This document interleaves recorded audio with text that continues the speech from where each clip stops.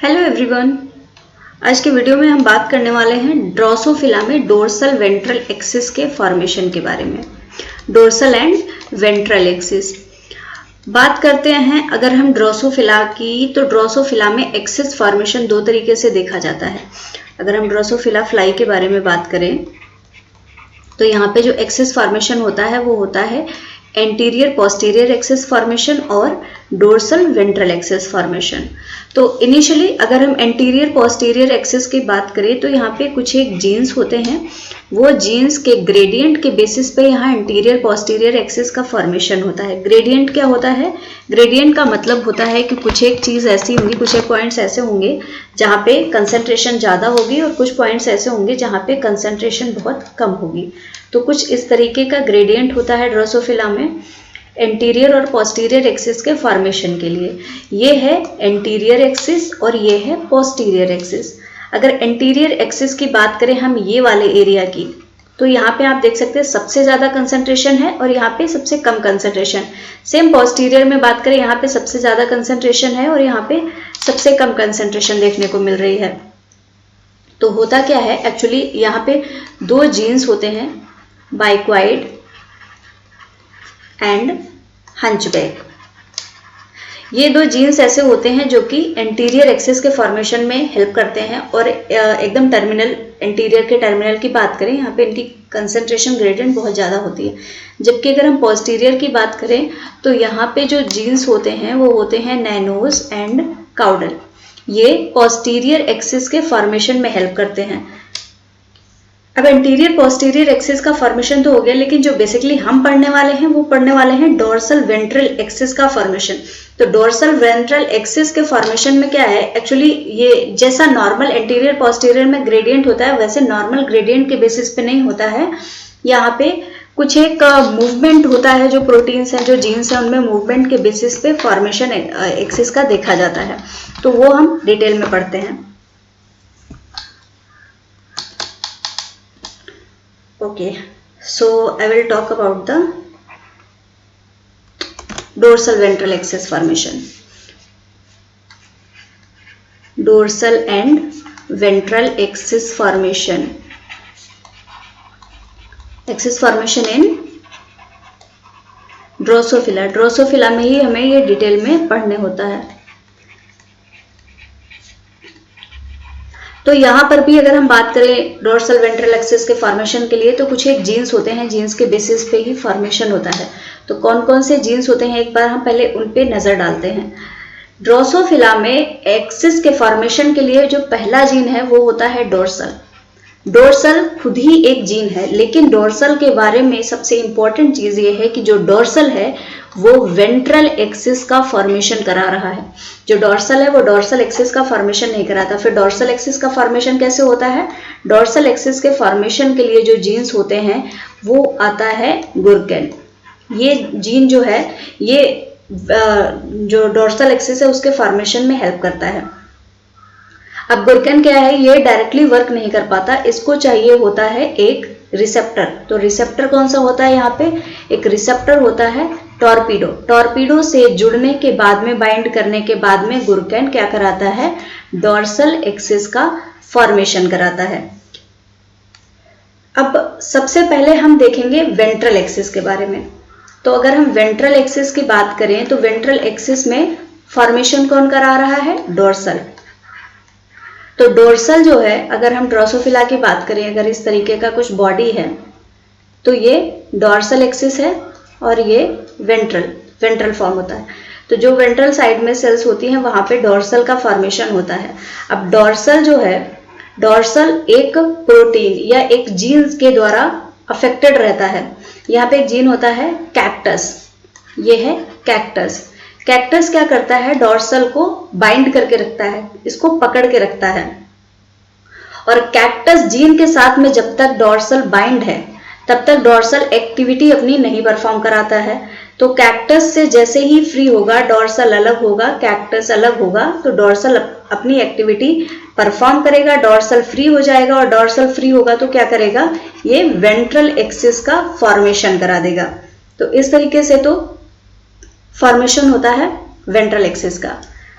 तो अगर हम डॉर्सल जीन के बारे में कुछ और बातें देखें तो जो डॉर्सल होता है बेसिकली ये ग्रेडियंट के बेस पे ही काम करता है और डॉर्सल एक ट्रांसक्रिप्शन फैक्टर है। ये एक जीन है जो कि आगे चल के डॉर्सल एमआरएनए बनाएगा। डॉर्सल एमआरएनए से क्या बनेगा? डॉर्सल प्रोटीन बनेगा और ये प्रोटीन ही क्या होगा? ये वेंट्रल एक्सिस का फॉर्मेशन कराएगा। जो डॉर्सल प्रोटीन है इसके अगर हम सिंथेसिस की बात करें तो इसकी सिंथेसिस कहाँ होती है? सिंथेसिस होती है इसकी साइटोप्लाज्म में। सिंथेसिस होती है बच्चों इसकी साइटोप्लाज्म में। और उसके बाद में ये जो सिंथेसाइज्ड डॉर्सल है ये वेंट्रल सेल्स के न्यूक्लियस में जाता है। कहाँ जाएगा? न्यूक्लियस में एंटर करेगा क्योंकि इसको फंक्शन करना है nucleus of ventral cells. Ventral cells के न्यूक्लियस में जाएगा और क्या कराएगा? वेंट्रल सेल्स का वेंट्रलाइजेशन कराएगा। वेंट्रलाइजेशन का मतलब क्या हुआ कि यहाँ पे वेंट्रल एक्सिस का फॉर्मेशन हो जाएगा। वेंट्रल एक्सिस का फॉर्मेशन होगा। कैक्टस क्या करता है? ये बाइंड कैसे रहता है? बाइंड विद,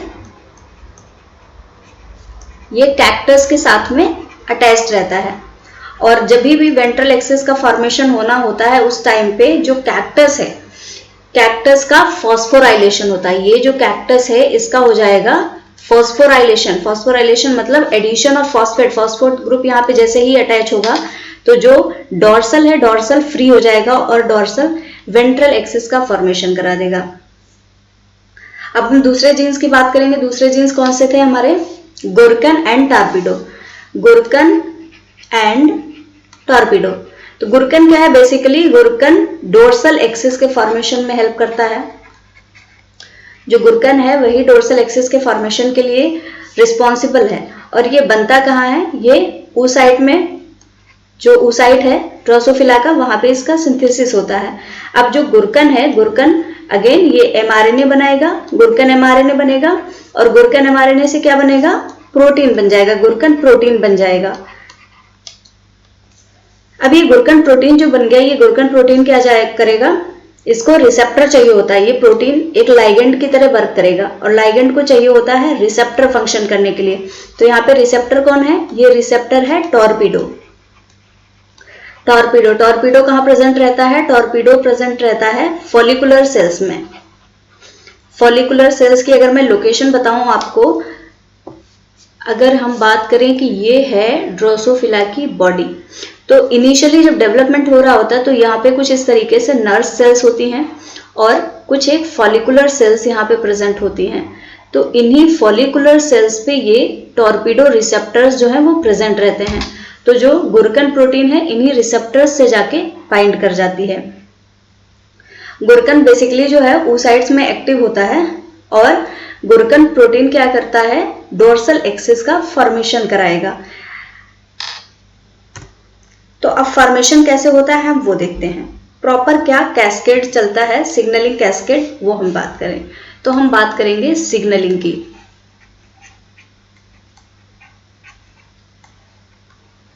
ओके, तो सबसे पहले हम देखेंगे डोर्सल एक्सिस का फॉर्मेशन। डोर्सल एक्सिस कैसे बनेगी? जैसे कि ये ड्रोसोफिला की सेल्स हैं, फॉलिकुलर सेल्स हैं यहाँ पे बहुत सारी। वेंट्रल डोर्सल एक्सिस दोनों पे ही प्रेजेंट होती है। वैसे तो ये इनिशियली जो आपका एम्ब्रियो है oocyte है उसकी हम बात कर रहे हैं। oocyte में कैसे, अब कहाँ पे देखा था इसका सिंथेसिस कहाँ पे होता है? oocyte में गुरकन जीन का सिंथेसिस होता है। गुरकन जीन क्या बनाता है? गुरकन एमआरएनए बनाएगा। गुरकन एमआरएनए, और गुरकन एमआरएनए से क्या बनेगा? गुरकन एमआरएनए से गुरकन प्रोटीन बन जाएगा। गुरकन प्रोटीन बना। अब ये प्रोटीन क्या करता है? प्रोटीन जो फॉलिकुलर सेल्स पे रिसेप्टर प्रेजेंट है उनसे बाइंड करता है। तो ये हमारी फॉलिकुलर सेल्स पे कौन से रिसेप्टर प्रेजेंट है? टॉर्पिडो। टॉर्पिडो रिसेप्टर से जाके ये प्रोटीन बाइंड कर लेता है। अब जैसे ही ये बाइंड करता है, ये एक काम ये क्या करता है? बाइंडिंग जो होती है इसकी, बाइंडिंग एक प्रोटीन को इनहिबिट करती है। किस प्रोटीन को इनहिबिट करेगी? बाइंडिंग इनहिबिट करेगी एक प्रोटीन जिसका नाम है पाइप। अब इस पाइप प्रोटीन को इनहिबिट कर देगी। अब पाइप प्रोटीन का अगर सिंथेसिस रुक गया, ये इसको इनहिबिट करेगी। पाइप प्रोटीन का सिंथेसिस रुक गया तो यहाँ पे नो वेंट्रल एक्सिस, कोई भी वेंट्रल एक्सिस का फॉर्मेशन यहाँ पे नहीं होगा। वेंट्रल एक्सिस नहीं होगी तो ये क्या बन जाएगी, ये डोर्सल एक्सिस बन जाएगी। तो कुछ इस तरीके से डोर्सल एक्सिस का फॉर्मेशन होता है। लेकिन अब बात होती है डोर्सल एक्सिस का फॉर्मेशन तो हो गया, वेंट्रल एक्सिस का फॉर्मेशन कैसे होगा। तो अगर हम वेंट्रल एक्सिस के फॉर्मेशन की बात करें, अब हम देखेंगे वेंट्रल एक्सिस का फॉर्मेशन कैसे होता है। वेंट्रल एक्सिस का फॉर्मेशन अगर हम बात करें ड्रोसोफिला में कैसे होता है, तो अब पता है आपको पाइप प्रोटीन जो है, पाइप प्रोटीन का इनहिबिशन हो गया तो वो डोर्सल एक्सिस का फॉर्मेशन करा देती है।